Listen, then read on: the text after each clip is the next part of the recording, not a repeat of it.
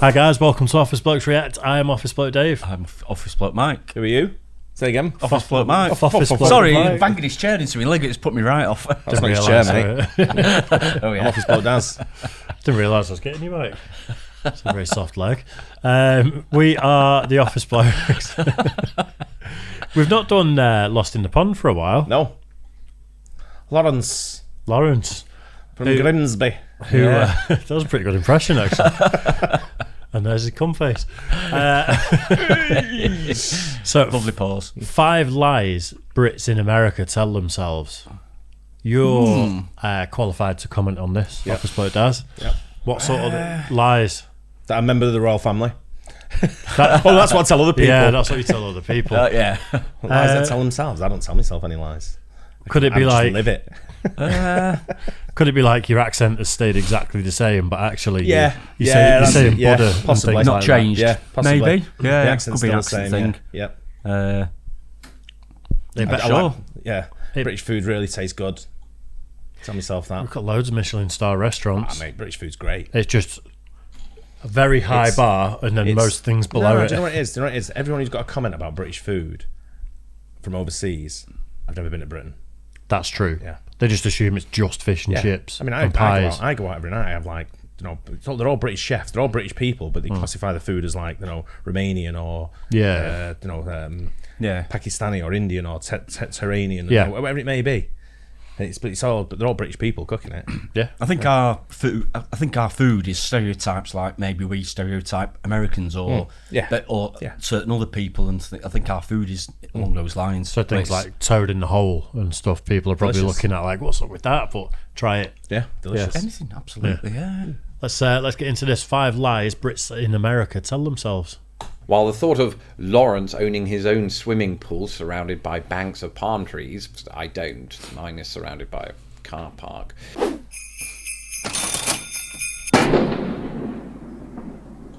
Hello, I'm Lawrence, and I'm on a quest to uncover all of the memos that Britain and America lost in the pond, and one of those memos pertains to perception. Before I left Britain more than 11 years ago, there were mountains of ways that I perceived, dare I say, misperceived America.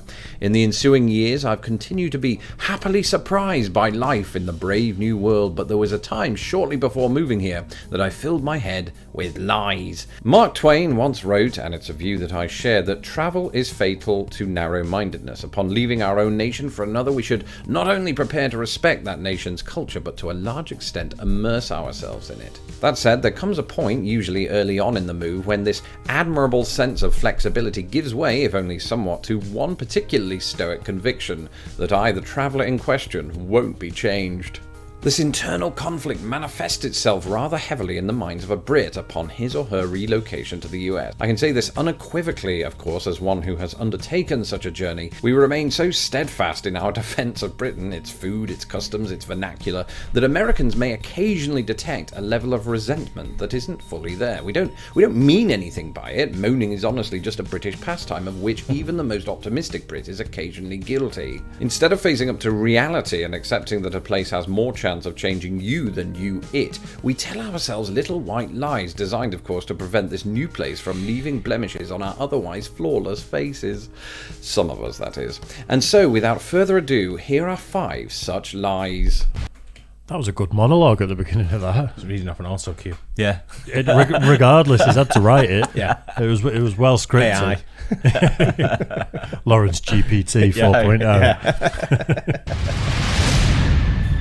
Most of us are familiar with the phrase, home is where the heart is, because Britain informed much of who we are, what we believe, and, most importantly, what we eat. Nothing in America can quite hold a candle to its British equivalent. That's what we think. You take a bite of Hershey's and proclaim, "This tastes like cardboard, give me Cadbury fruit and nut." You drink iced tea and wonder immediately what became of your decision-making skills. You look at your decision-making skills and then determine that they were better before you got to Heathrow Airport. Actually, you determined that everything was better in the UK, except, of course, this isn't true. You just think it is because until this point you'd never known anything else, and because when all is said and done, we are the narrow-minded people that Mark Twain was referring to. And sometimes, in the case of the Hershey's-Cadbury debate, we're simply just correct. Just kidding, I actually love Hershey's, but that's another story for another video. Here's point number 2. The second lie is perhaps the biggest of them all. Brits adopt this high and mighty attitude upon receiving oft-repeated comments such as, "Wow, which part of Australia is that accent from?" or "You sound so intelligent." You've got to lean into it. I don't know if that's just my sense of humour, but when people used to say to me, "What part of Australia are you from?" I used to say Auckland. I would get proper into it. Yeah. And they were like, "That's New Zealand." I'm like, "Is it?" I'm like, "Shit." Then I was like, proper like stupid sort of thing. But that's the way you've got to do it. Like I said before, I told the story ages ago when someone said to us, when we first arrived in the USA, "How long have you been here for?" I said, like 2 or 3 weeks. They went, "I can't believe how good your English is considering you've only been here for a couple of weeks." Yeah. So I'm like, I picked up pretty fast. I'm a fast learner. I'm a fast learner, yeah. Usually speak Cantonese. I'm a fast understander. I mean, you were there a long time, but you've never even picked up a hint of an American accent, have you? Well, a lot of people say I have. Really? I've never detected especially when I lived there. I have. When you first came over, I noticed quite a lot about the way you spoke. Yeah, like when you talked about butter versus butter and things like that. There was definitely there was inflections. But when I came back here, I'd been out of the USA for 10 years. But you'd been in the UAE, which I'm sure has lots of Americans there as well. Well, you have more Pakistani and Indians there. Yeah. Don't come back with that accent. You know what I mean? You did when you first came back. It might look like one. I should move on here, actually, at this juncture. But any perceived offence at these sentiments belies one very particular human need, being the centre of attention. Even the most introverted among us like to feel the warm sensation that comes with being noticed. Deep down, when you, the American, become the 8th person in a week to ask us, "How do you pronounce water?" our ice-cold retort is often a British way of saying, "Thanks." Becoming Americanized, at least in the eyes of those Brits you left behind, is somehow the ultimate sin. Once you move away, don't start talking like a Yank, joked approximately all of my friends before I'd even packed my first suitcase. Always remember that it's football, not soccer. The problem, if you can call it a problem, is that not only do we British inherit various Americanisms, but the process of doing so is utterly unavoidable. Picture, if you will, the confusion that would arise if I always refer to soccer, a term actually coined in England, as football when in the company of Americans, especially in light of the popular US sport of the same name. Of course, such broad modification to our vernacular could have interesting consequences if the next entry ever ceased to be a lie. You'd have no friends, would you? If you moved over there and every time someone said it, you went, "Excuse me, it's American football and it's football." You literally, people would just be like, "That guy's a knob." I'm not hanging out with him. To be fair, I didn't really hang out with many American people when I was there. I hung out with loads in the bars and restaurants and stuff like that. But as far as like going to when I used to play football over there, English football, soccer. It was mostly Brits I was playing with, or like South Americans. So it was a little bit different in that sort of environment. And when we would go to people's houses, it was South Americans and Europeans. So it was a little bit different.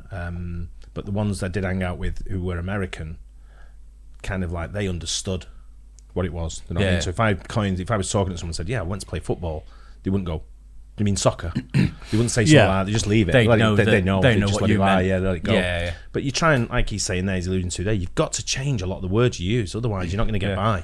Yeah. You're going to struggle to get by. It's probably hard in the short term, isn't it? Because you're just so used to saying football. What do you know? And think certain words for certain things, aren't you? It's not even that. A lot of people, what they do is when you first meet somebody, they kind of don't expect your accent, right? And what they do, they don't listen to what you're saying. They're just listening to your accent. So when I hear someone, if I go and talk to someone who's got an accent, no matter where they're from in the world, I listen to them in their accent, if that makes sense. No. So I can understand them. I've just been talking to a Scottish guy, right? Yeah. And he's got a very strong Scottish accent. When he talks to me, I'm listening to him, and in my mind, I'm listening in Scottish. So I turn Scottish, if that makes sense. So when he's telling me his name, and he's like, "Darren, I'm Jimmy." I'm like, I can hear him, Jimmy. I'm not hearing Jimmy. So do you never slip up and speak Scottish? Well, sometimes you can. It's very easy to do. That's what I'm saying. Sometimes you can slip into that. Yeah. And that's something you got to be wary about. But if people listen to you, listen to what you were saying in your accent rather than just listening to your accent, it'd be a lot easier. Because people go, I have no idea what you just said, but I love your accent. Yeah. And I go, listen to me, what I'm saying first. Using the same language. And then speaking the same language, or, people just sort of like, they glaze over. Yeah, right. And that was the issue. So you have to change certain words. So like your butter and your water and whatever it may be. Yeah. Yeah, it's easy to do that and explain all the time. Correct. I definitely feel the British side of it where I know if I was moving out there, definitely having a reaction channel, I'd probably push back a little bit and acclimatise a bit slower, because I'd be like, no, I'm English, blah blah blah. Mate, if you talk any slower, you'd stop. If you talk any slower, you'd sound special. Barry White had a slow voice. I think if you're on holiday somewhere, it'd be more difficult to do. You'd probably just be English and just. That's what I mean. Yeah, but I think if you're living there, I think you would have to immerse yourself in it. Now I have learned so much more about it that I would acclimatise a lot faster, because I'd be like, you should acclimatise. Right. You're somewhere else. But there's two ways of looking at this, right? There's one where I've got friends who are British who live in the USA still, right? Now when I speak to them, very, very strong American accents, right? In my mind. Yeah. Right? Now I know one's from Liverpool, one's from Leeds, for example, and they've got broad accents in the UK. Yeah. Right? When I go and spend some time with them, their accents change from when I first see them in the first start of the week, and at the end of the week, they're back into the Leeds accent, or the Scouse accent. Yeah. Right? But when I first talk to them, they're pure American. Really? And I'm like, wow. Interesting. Yeah. But at the same time, you don't want to lose that identity of not being British, because British gets you places. I get that. It's sort of like it attracts conversation. It attracts, like if you're just if you're sat in a bar here and another guy from Manchester turns up to the bar and he starts talking, you're just kind of like, all right, yeah. But if someone American with an American accent comes and you go, oh, you're American. Yeah. Yeah. And 9 times out of 10 you say, Canadian, mate. And you know what you say then? Where's that? What part of America is that? Is that where Mexicans come from? Is it near Auckland? Is it? Yeah, exactly. Yeah, near Wellington. Yeah, and that winds them up then even more. Then you've got a conversation. So they get comedy and it's conversation, it's friendly. Yeah, you are right. Where if someone's next to me with an American accent, I am very curious, and I'm going to be listening to them first, going, where in America are you from? And I'm going to try and guess. Yeah. And then probably have a chat and be like, so whereabouts are you from? Yeah. Whereas if it's a guy with the same accent, you just grunt at him. My wife went to like an ABBA thing down in London last week, and when she sat at the table, it was a shared table with 6 women, and on one end there was 4 of them and two people who didn't know. So they were encouraging everyone to get to know each other on tables, because we're all shared tables. So Gaynor said to this woman, "Oh, you had a bit of an accent there. Where are you from?" And she said, "I'm from New Jersey." So Gaynor went, "I used to live in New Jersey. Whereabouts?" Turns out they were very, very next town over. Right. The American woman was buzzing so much that she was in London meeting a British woman who lived just around the corner from her. Yeah. I bet, yeah. And she was like, oh my God. You know, now they're like Facebook friends and shit. Yeah. You know what I mean? That's incredible, isn't it? Brilliant. Small world. Wow. The fourth lie is one very dear to my heart, mainly because my move from Britain to America, now going strong at 11 years, was meant to last just 1. I'd moved here as an affordable alternative to Recession-era London, and because my wife was a US citizen. The agreement had been that we'd camp out in Recession-era Anderson, Indiana, population 56,000, and wait for all of this to blow over. In the words of American cartoonist Alan Saunders, life is what happens while you're busy making other plans. Somewhere behind that otherwise modest and humble countenance of ours, we develop a narrative that contains the following delusional subplot. My friends back home are secretly jealous of me because I live where all the best movies are filmed. The truth is, people are rightly so caught up in their own lives that even the merest consideration of mine would be a stretch. I always think about Indiana, and I'm sure there's beautiful places of Indiana. But no matter wherever you tell me from Indiana, all I can think of is Gary. Gary, Indiana. Yeah, that's all that comes in my mind. As soon as someone says, I'm from Indiana, I go, Gary. And I say it in that Only Fools and Horses thing as well. I go, Gary. I just can't get it out of my head. Yes. It's just blazing there for Indiana. I'm sure there's other places that are really nice. No, Indianapolis is probably a nice place. Isn't Gary a dive? It's where they're like the Jacksons we did from. We did a video. It's the worst town in America or something like that. Yeah. But that's all. As soon as someone says whether he says he's from Anderson, Indiana, I think so. Yeah. Just all I can think of, it just looks like Gary. That Gary. He looks like a Gary. When I hear the word Gary, that's all I can hear as well. Same. The way you say it. Whenever I go anywhere and someone says to me and they go, "That's Gary," I always go. I reply straight back and just go, "Gary." It's automatic, it's bizarre, isn't it? Yeah. Weird. It's bizarre. While the thought of Lawrence owning his own swimming pool surrounded by banks of palm trees, I don't, mine is surrounded by a car park, sounds glamorous, it is not in any way a true depiction of American life. Feel free to binge watch all of my videos for more details. Thankfully, deep down, I think most of my British friends are more than aware of this fact. That's it for this episode. Please click the subscribe button to ensure that my videos don't get lost in the pond. you know what we should do? We should do a chat with Lawrence. Reach out to him, do a chat with Lawrence where we can compare now. When I lived in the USA and he lived in the UK. Yeah. And he's in the USA and I'm in the UK. Yeah. And we should talk, like, compare notes and see what's changed from Gary, Indiana to Grimsby. Yeah, that'd be interesting. He's definitely open to that sort of thing, having done stuff with another reaction channel. Didn't we? Yeah. But that's what do you make of that last point, that the notion that all of your friends in the UK are jealous of what you're up to in the States?